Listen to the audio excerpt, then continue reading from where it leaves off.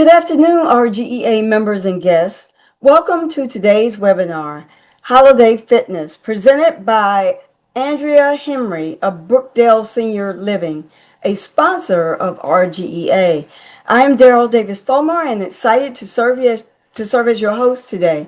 Jackson Cozart, RGEA's Government Relations is joining me today as well. I want to also thank Tracy Eubanks for her technical support. Andrea Henry's career in the senior living industry spans over 25 years and includes a variety of settings, including skilled nursing, short-term rehabilitation, dementia care, independent and assisted living, and medical and social day programs. She joined Brookdale Senior Living in 2008 as the resident programs manager and has served as the divisional director of resident manager since 2017. She earned her Bachelor of Science in Therapeutic Recreation from SUNY Cortland, that is in New York, and is certified in Executive Leadership and Performance Leadership from Cornell University. I've seen Cornell, Andrea, and she resides in Cazenovia, New York, with her husband, two children, and a golden retriever named Oakley. Before we get started, here are a few things that you should know. Each of you has been muted to help ensure the presenter can be heard, and this presentation is also being recorded. We will send you the link to the recording along with the PowerPoint in our follow-up email. For those of you who sent questions, we submitted them to Andrea, and some of them have been incorporated in her discussion today. If you think of a question during the presentation, please use the Q&A button at the bottom of the Zoom page. Questions will be answered during the Q&A period, if not before. So at this time, I'd like to introduce you to Jackson Cozart from our he actually runs the government relations office, and he is here today to give you a little update about where our GEA is at the moment. All right. Well, thank you, Daryl. And sadly, I don't have a whole lot to update everybody on. I know a lot of you guys have been paying attention to the fact that we have not been able, the state of North Carolina is one of the only states in the entire country, if not the only state, that has not passed a state budget this year. Even though both our House and our Senate are both of the same political party, they just cannot seem to get along to be able to put together a comprehensive budget. And there are four big sticking points that they're sticking on to where they can't get along, to where they cannot get a budget together to send to the governor. The first one is the tax package. The Senate wants much larger tax cuts than the House does. The second is state employee raises. The House wants larger state employee raises than the Senate does. The next one is teacher raises. The House wants larger teacher raises than the Senate does. And then the last one is the teasers bonus. The House wanted to give the state retirees a 3% bonus over 2 years, where the Senate wanted to give them absolutely nothing, no bonus at all. Give us no bonus at all. And we had hoped that they were going to be able to come to some sort of agreement in October. That turned out to not come to fruition. And so both sides have pretty much said that they're at such a sticking point. They're going to, as far as the budget is concerned, that they're going to go home for the rest of the year. And so it is looking like we are going to end this calendar year without a state budget. And that will be the first time that the legislature has not been able to do a state budget during the long session, which is what this year is, since North Carolina was a colony. The governor has called the legislature back in for November. That will be November 17th to deal with a Medicaid shortfall. Because we don't have a budget, there is a looming Medicaid shortfall. But the rumor is right now that the House is prepared to come to work on this, but the rumor is that the Senate might not even come. And so it's going to be really interesting the next week to see what happens, because they are due back in November 17th. But keep updated on our Facebook posts, our social media posts, as well as our emails, our news from Jones Street, and we will keep everybody updated in these next week or two, because it's going to be really interesting to see what happens from now until the end of November. But Daryl, that's all I have, so I'm going to pass it back to you. All right. Thank you, Jackson. We certainly appreciate all the work that you do to help us stay informed on all of these matters. Andrea, your turn. Take it away.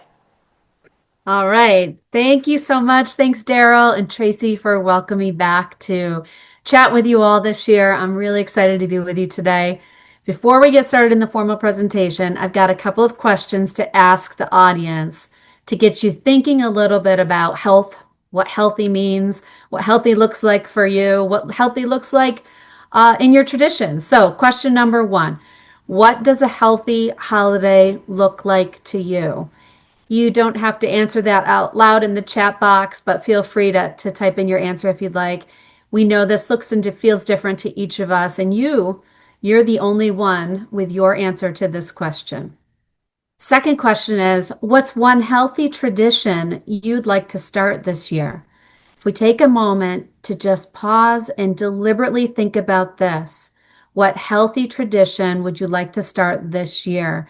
It will likely show up in the action that you take. And I can promise you this, it'll probably feel pretty good too.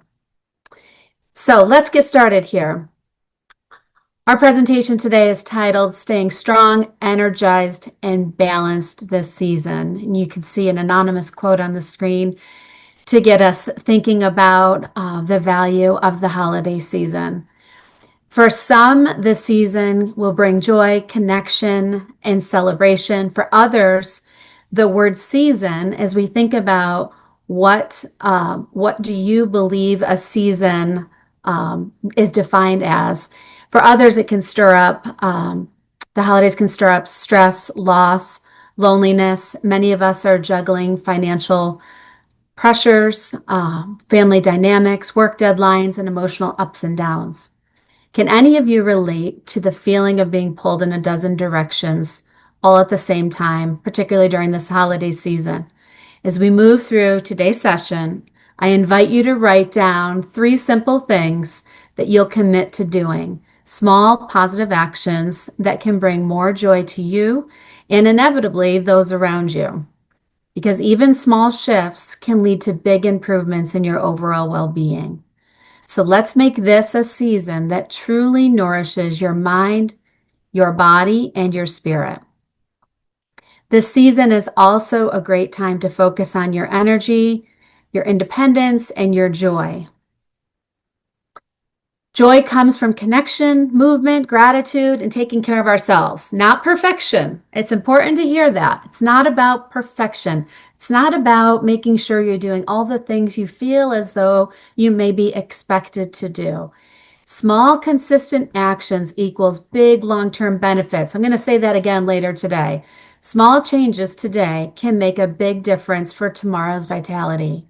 Consistency matters more than intensity. So think about that as you think about the small, simple things that you can do, the actions you can take, because those little daily choices, they compound over time. Building in the small positive habits now will really set the tone for a healthier start to the new year. Let's break this down into 4 categories. Today we're going to talk about these as the pillars of a healthy season. There may be a small nugget of opportunity that you connect with as you think about what small positive habits you may choose to commit to this season. Again, think about progress, not perfection, as you intentionally choose your vibe for a healthier season and start to the new year. The 4 pillars of a healthy season. But first, how do we define a season? How do you define a season? For some, it's the traditional rhythm of the seasons in a year, the weather seasons, the winter, spring, summer, fall. Each brings its own mood, its own pace, its own pattern.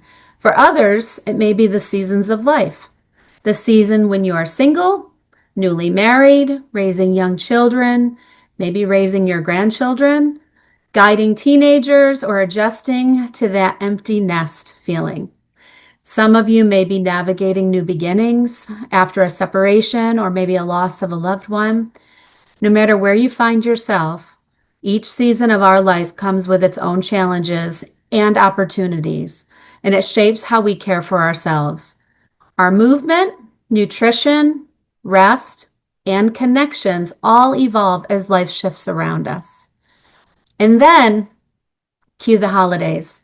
The holidays have a way of rewriting the script we thought we knew by heart. Routines change, emotions surface, healthy habits can get pushed aside. What was once predictable suddenly becomes this whirlwind of activity, expectations, and memories, both joyful and difficult. That's why it's so important to pause and deliberately think about our pillars for a healthy season.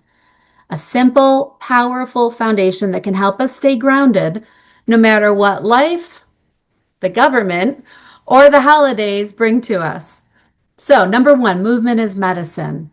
Number two, food is fuel. Three, restfulness for renewal. And four, companionship for comfort.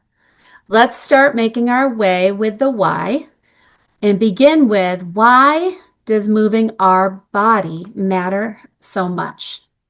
Simple ways to stay active this season. Adults,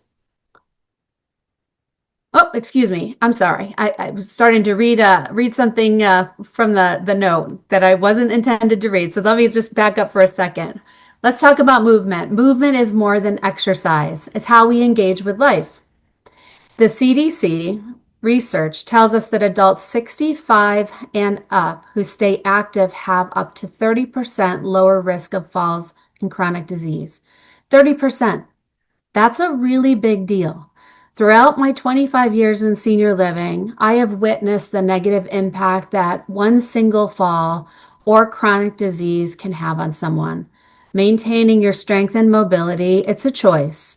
I chose to sit on my couch this morning with my coffee instead of going downstairs to exercise. And I know I will feel the effect of that when my knees hurt a little bit more, my pants might be a little bit tighter, and my ability to handle stress is less. My patience with my children may wane, and those are a few of my whys, why it's important for me to get moving every day. Your why may be different, but what we all have in common is that our why is our intrinsic motivator. And that is what will motivate us to get moving every day. Even a few minutes of daily movement can boost your mood and your vitality.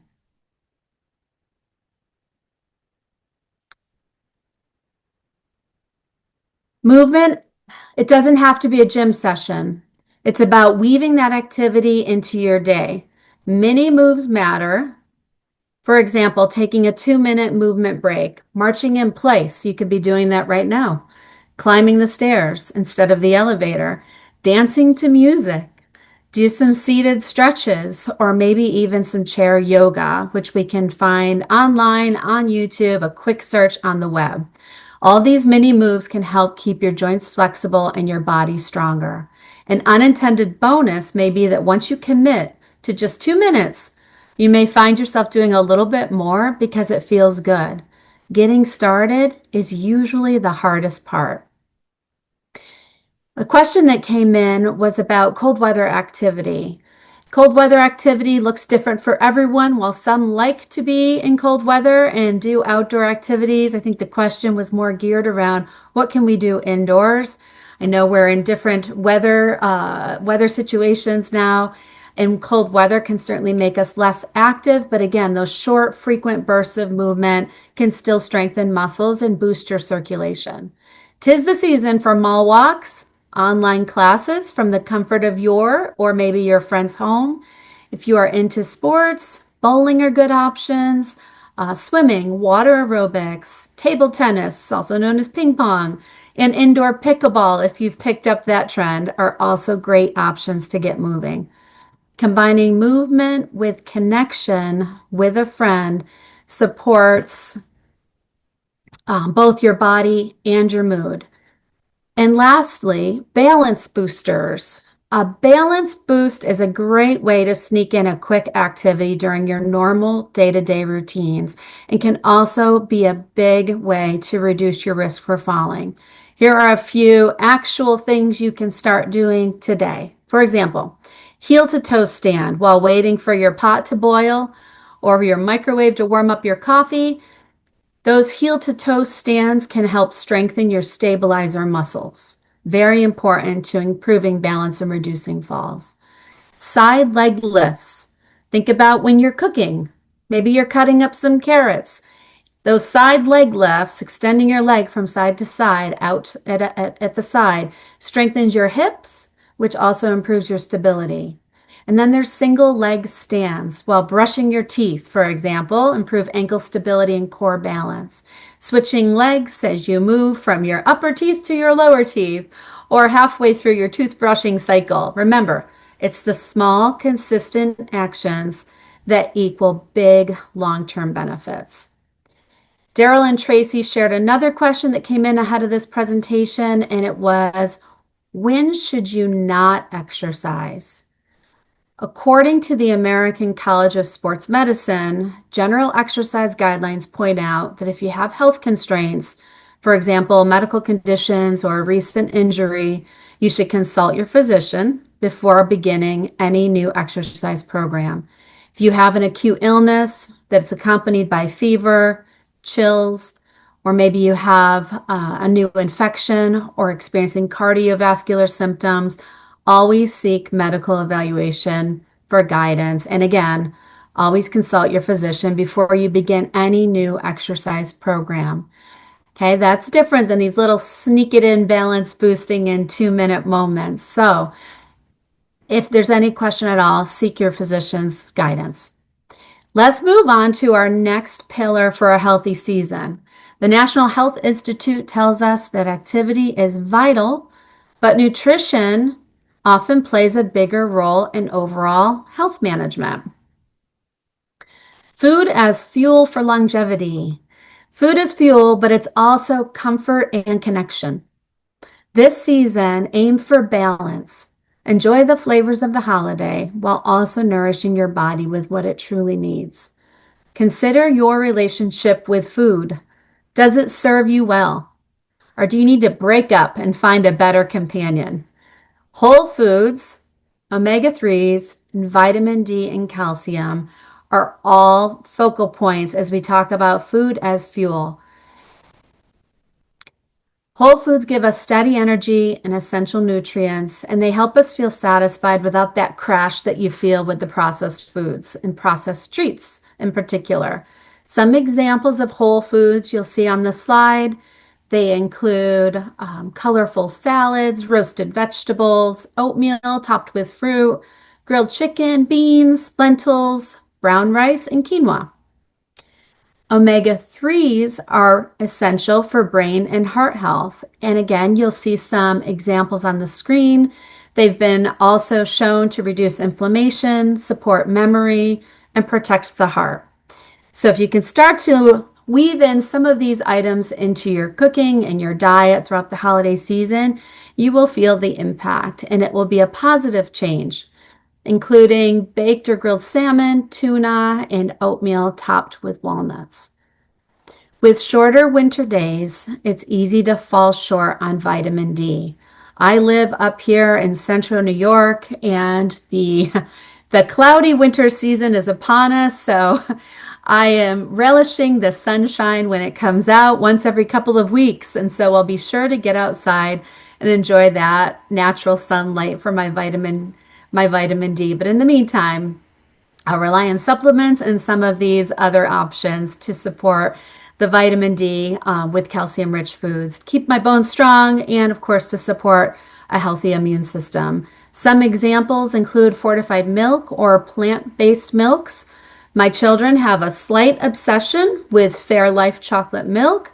I'm not a sponsor for Fairlife, but I thought I'd share that if you have little ones in your life or you like chocolate milk. It's packed with protein.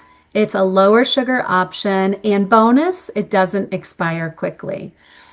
Yogurt, leafy greens, eggs, and of course the time in the sunlight that I mentioned are also great options. As we start to fuel up, consider a few helpful tips offered by the Mayo Clinic, which are also very easy to adopt as you think about the 3 simple things that you will commit to doing this season. Don't skip meals. While it's tempting to do and life can get busy, does tend to lead to overeating later on. The half plate rule. You see the visual there from the Mayo Clinic. 50% of your plate should have fruits and vegetables on it, a quarter of the plate filled with a lean protein, and then the other quarter of the plate with whole grains, as an example. Mindful eating, savor the flavors, pausing between bites, it makes a big difference. Last night we were rushing around. We finally got home with a takeout pizza and I found myself starving because I missed a meal. So I've already violated a couple of these easy holiday eating tips, but I'm going to give myself grace and know that today brings new opportunities. But as I was eating, I realized it was so delicious that I wasn't slowing down to savor the flavor and pausing in between bites. So these small, simple tips can make a big difference. So again, writing down those 3 things today that you can commit to will help you in the coming weeks. And last but not least, stay hydrated. Dehydration can be your worst enemy for a variety of reasons. A couple of those is that dehydration can cause fatigue and confusion. Another question that came in prior to today's presentation was a request for a healthy holiday appetizer idea. So without further ado, here we have it, the Caprese Christmas Wreath Recipe, courtesy of slimmingviolet.com. This is not just beautiful to look at, but it's also very festive, super tasty, and very easy to replicate. Again, courtesy of slimmingviolet.com, and you will receive this recipe on a handout as well that Daryl and Tracy will share with you after today's presentation. My favorite part is that it's easy to make. I love the easy to make that make a big impact. Let's talk about our next pillar here. We've discussed movement, we've discussed nutrition. Now we're going to move on to the value of rest, restfulness for renewal. In the middle of the holiday chaos, rest can take a back seat, and it often does. Yet quality sleep and downtime are where the body restores and the mind resets. Protect your rest like a gift to yourself, because it is a gift to yourself. It's hard to think of rest as a gift. Amidst the gatherings, travel, and late nights, rest is often the first thing we sacrifice.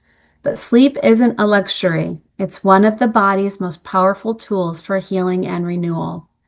Why does it matter so much? Because during sleep, our bodies regulate metabolism, strengthens the immune system, and consolidates memories. That means better energy, stronger defenses against winter colds, and clearer thinking during busy days. As we age, our sleep tends to get lighter and more fragmented.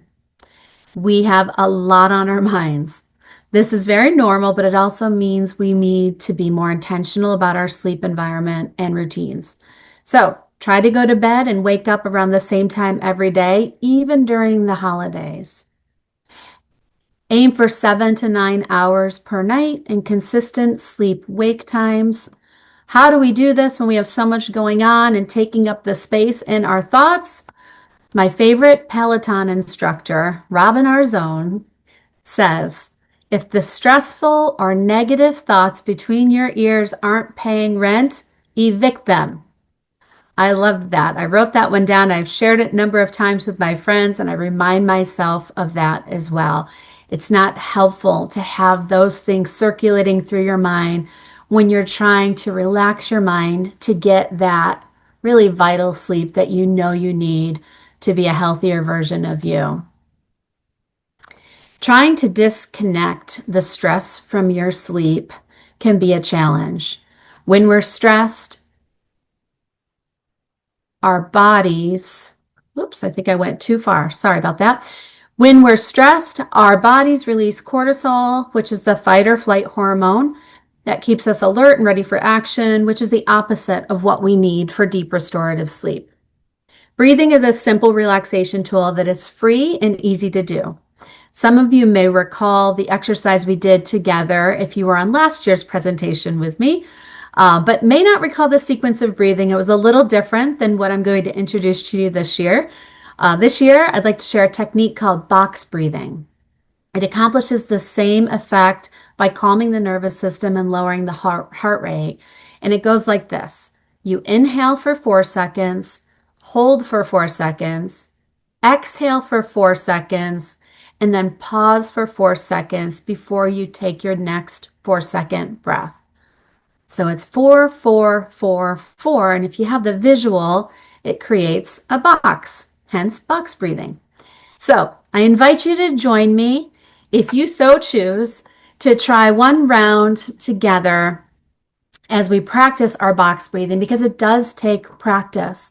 But when you do complete this box breathing, and they recommend 4 to 6 rounds over the course of several minutes, you'll feel the full impact of how it can be a stress reliever and help you disconnect the stress from healthy sleep patterns. So if you'd like to join me, you can leave your eyes open or close them, whatever you're comfortable with, so that I can do this with you. I'm going to keep my eyes open, and I'm going to use the visual of my fingers to count to 4 with each step. Again, we're going to breathe in, we're going to hold it, breathe out, and then pause with no breathing for 4 seconds before we start that again.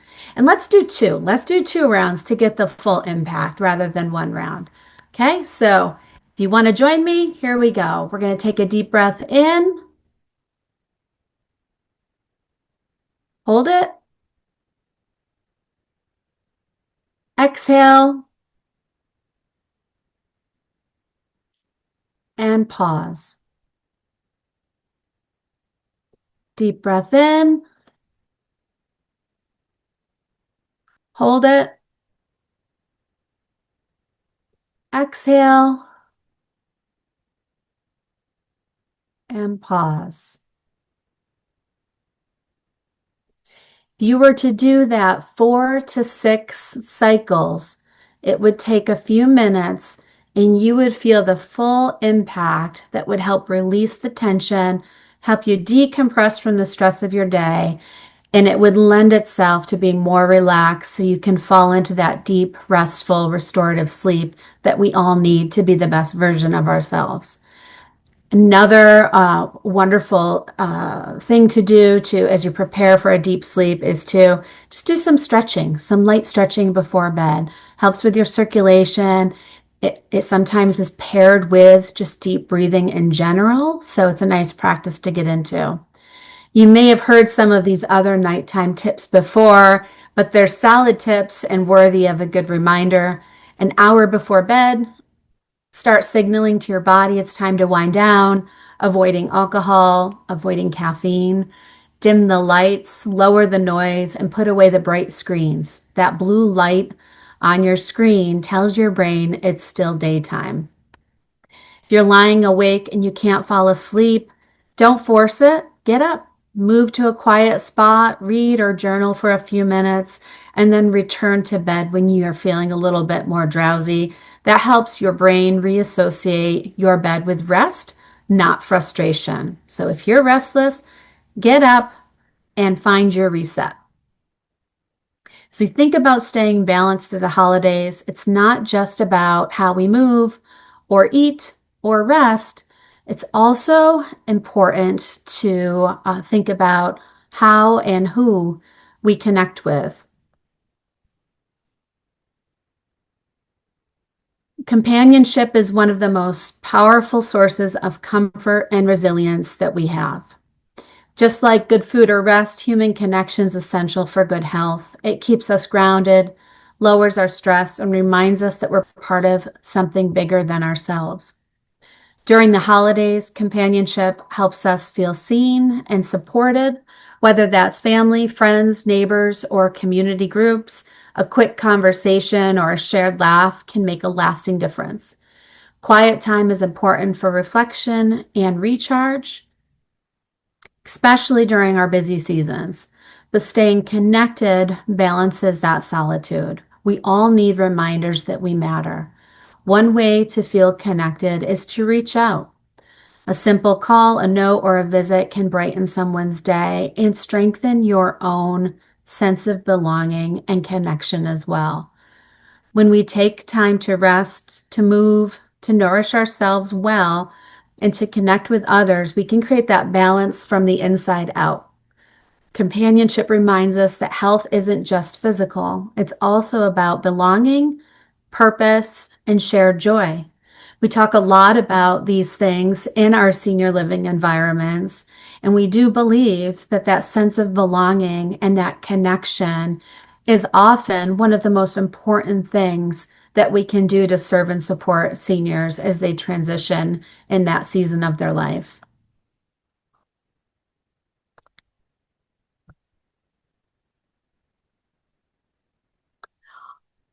Some key takeaways. We've gone through our four categories, our four pillars, and as we focus on movement, nutrition, restfulness, and companionship, we give ourselves the tools to stay strong, to stay energized, balanced, even in the busiest of the seasons. Healthy living isn't about perfection or strict routines. It's about those small, intentional, and consistent choices that help us feel energized and supported and, quite frankly, at peace. Find ways to move every single day. Something that fits your season and your comfort level is most important because we know movement is sometimes the best medicine. Enjoy the flavors of the season while being mindful that food is our fuel. While we want to enjoy the savory flavors of the season, we also want to be mindful that what we put in our body is often what we get back out of it. Remember to protect your rest like a gift to yourself. Sleep and downtime will restore your energy, your mood, and your immunity. It may take some effort, but the effort will be worth it to extend yourself to others because companionship will strengthen both your body and your spirit. Choose grace over guilt. I'm going to say that one again. Choose grace over guilt. Focus on progress, joy, and what truly matters. But don't let yourself off the hook, but give yourself room to try again. Focus on the progress. Again, what truly matters. So as we start to wrap up today, have you been able to identify three simple things that you'll commit to doing that can bring more joy to you and those around you this season? Again, make it a fit for you. What works for you may not work for your companion, and that's okay. Make sure that you're comfortable with it, that it's something practical, that you can set yourself up for success. As we move through this holiday season, give yourself permission to move with joy, to eat with care, to rest deeply, and to reach out with kindness to others and to yourself. No matter what season you're in, you have the power to shape how you move through it. So what is in your control is what you can take action on, and you will feel the difference. And I promise you, those around you will feel the difference as well. There's a holiday checklist that will be given to you again after this session. It's a little bit of a summary of the things that we discussed today, including some tips on movement as medicine, food as fuel, restfulness for renewal, and companionship for comfort, as well as that box breathing technique that we tried together in the restfulness category. If you are someone who likes a checklist for accountability or as a reminder of something that might have inspired you today, check out this holiday wellness checklist. You can post it on your fridge or put it someplace handy or attach it to a Christmas gift to a friend. Who knows? Again, this will be handed out to you following today's session. So as we move on with our day today, please remember to move a little, breathe deeply, and savor the season. I want to thank you all for sharing your time with me today. I truly hope you heard something that will bring you more joy and inspire you to make the most of this season, not only for yourself, but for those you love as well. If you want to contact me, you can definitely email me directly. My email is amorris, MORRIS 1 @brookdale.com, and I can put that in the chat box for you. You can also reach out directly to Daryl, and she will link and sync us together via email as well. Are there any questions? Andrea, I did not, wait a minute, hold tight. I've got a question for you. Okay, Rosalind said, can Glucerna take the place of breakfast when I get up late? Hmm. Well, I'd love to answer that. I am not a medical physician nor a dietitian, so I don't think I would be the best person to respond to that. But I would definitely advise asking your physician about that. It's a great question, and I think we all want to benefit from any quick hacks we can when our routines get away from us. Exactly. So I have another question from Althea. A healthy habit to adopt, take a leisurely walk following lunch. Oh, I love What that. do you Yeah, think? All right. absolutely. Yeah. Yeah. And actually, while you were talking, I was doing 2 minutes of stepping. So that's always helpful. Are you suggesting that we get up and do that every hour, or what is your suggestion for that?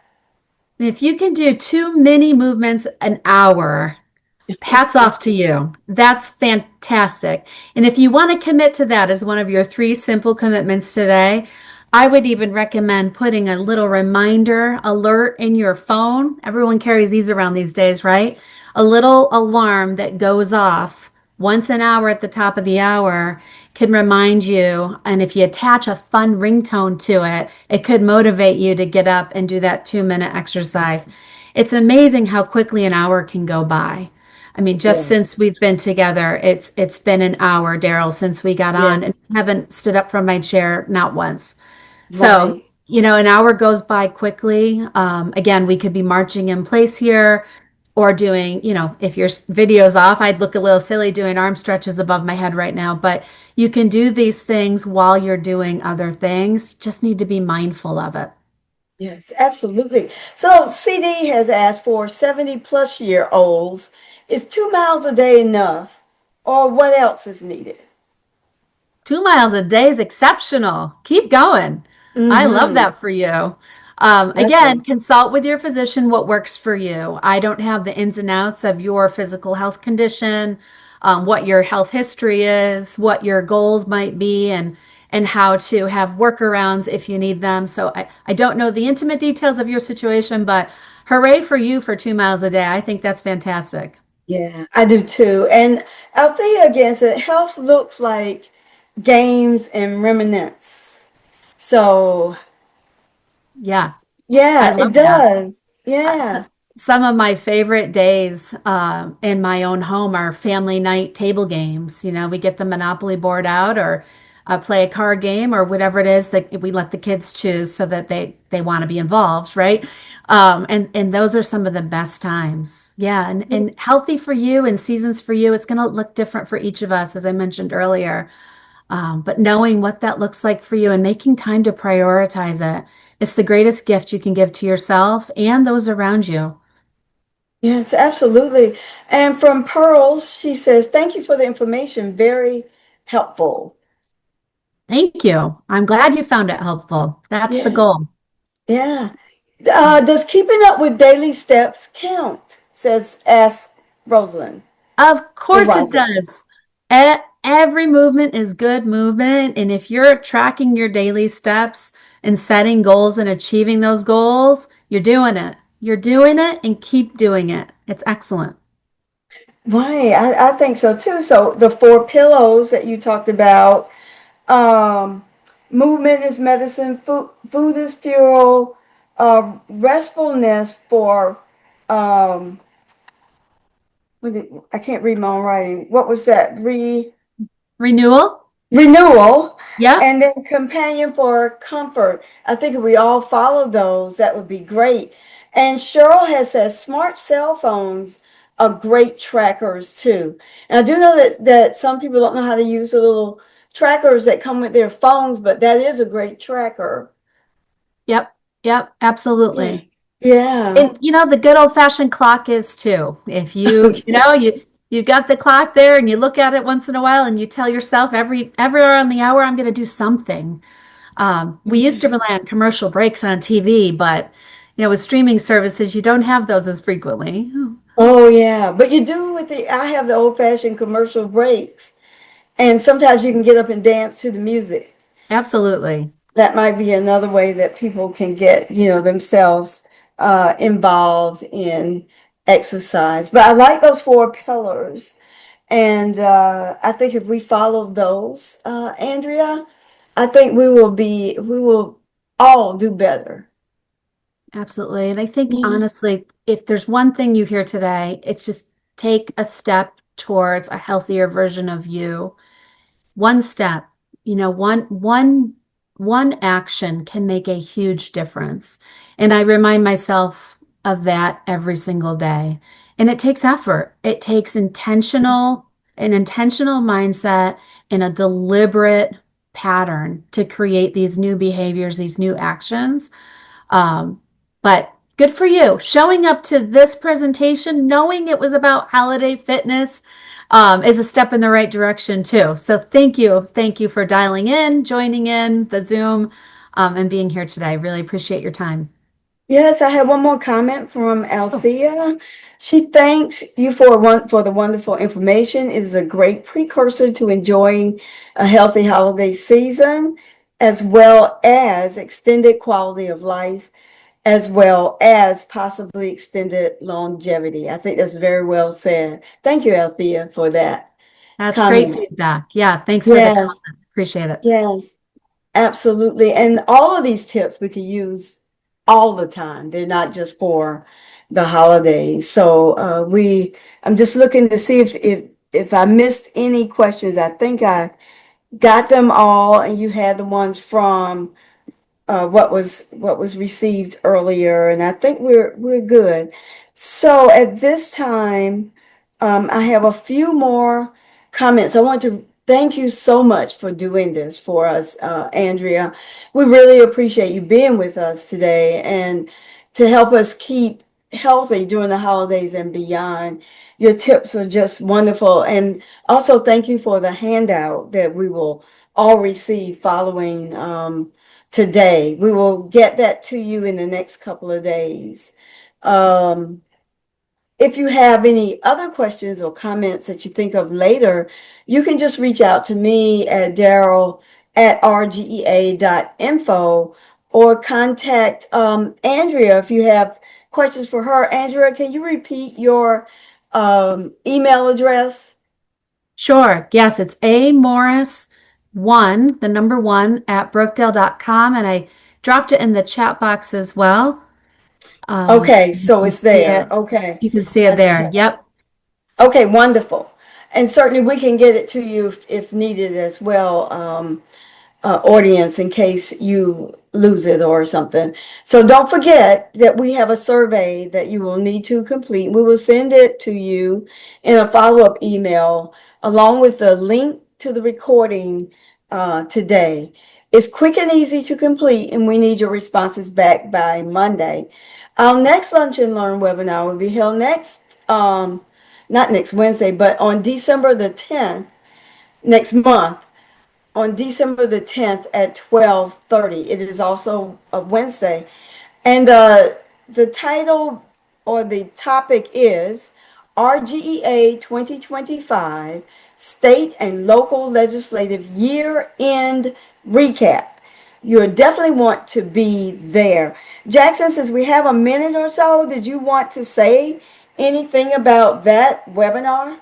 Yeah, absolutely. So, what we're going to do is basically we are going to touch on everything that has happened this year in the legislature for the state retirees and everything that has happened as far as local retirees are concerned with the treasurer. We have made huge headway this year, specifically with local retirees and this partnership that we've made with the treasurer.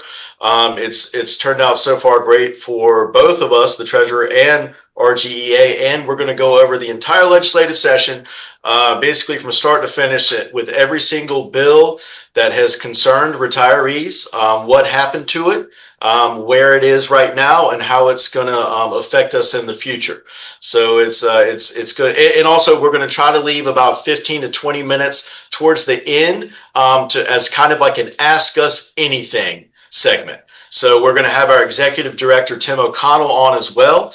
And so you can ask myself or our executive director kind of anything that's on your mind, legislative or RGEA, anything or everything that comes to your mind. Feel free to have an opportunity to ask us anything you want. So we're really looking forward to that. Like Daryl said, December 10th. That's another Wednesday, and I'm excited and hope to see most of you there. That'd be great, Jackson. And for the audience's purposes, this is the first time we've done something like this. So everyone, please register for the December webinar when the information comes out. And there was one more thing, Andrew, I was looking at questions again. Oh, someone asked, since we have a few minutes, someone asked if you have any tips for insomnia. I know you mentioned some things about get up, maybe read something and reset and then go back. Yeah, I'm not an expert on insomnia, but I think that some of those tips that we shared about how to prep for a restful sleep can certainly be helpful to someone who's struggling with sleep, whether it's diagnosed with insomnia or not. Again, I would recommend you always consult with your physician on your specific diagnosis and specific symptoms, but calming your mind, I think our minds keep us busy. Like I quoted that Robin Arzón, my favorite Peloton instructor that I use. She said, if those stressful thoughts in your head, between your ears, aren't paying rent, evict them, get them out of there. Easier said than done, right? But the deep breathing, the getting up, reading something calming, the breathing, the 444 box breathing, dimming your lights, setting the tone for a peaceful environment, going to bed with the TV. A lot of us do that. It's probably not helping you to fall asleep. Now, if it is, don't mess with a good thing, right? But if it's not, consider what you could do to create a more peaceful, kind of restful environment. And some of these tips, avoiding caffeine, avoiding alcohol. Some think alcohol can help them to fall asleep, but it doesn't keep you in a deep restorative sleep. It does quite the opposite. It disrupts your sleep through the night. You may fall asleep quicker, but it doesn't keep you in that restful sleep. So it really does make a big difference. So yeah, following these tips, I think Daryl's going to send out the presentation that includes the notes that I said as well, so you can review those to remind yourself of some of those calming the mind for a better sleep. Great. Thank you so much, Andrea. And audience, RGEA members and guests, thank you so much for attending today. We hope you will incorporate some of these tips into your daily lives, and let's all be healthier as we move into our years so that we can stay healthy and that we can create more longevity for all of us and a better quality of life. So thanks again for joining us. And as always, the association stands ready to assist you in your retirement. And we wish you the best. If we don't see you next month, we wish you, actually, Thanksgiving is coming before we see you next month. So happy Thanksgiving, everyone. And as always, the association stands ready to help you, to assist you, and happy Wednesday. Thank you, Jackson, Andrea, and Tracy. Thank you. All right, take care. Thank you very much. Have a good day. Bye-bye.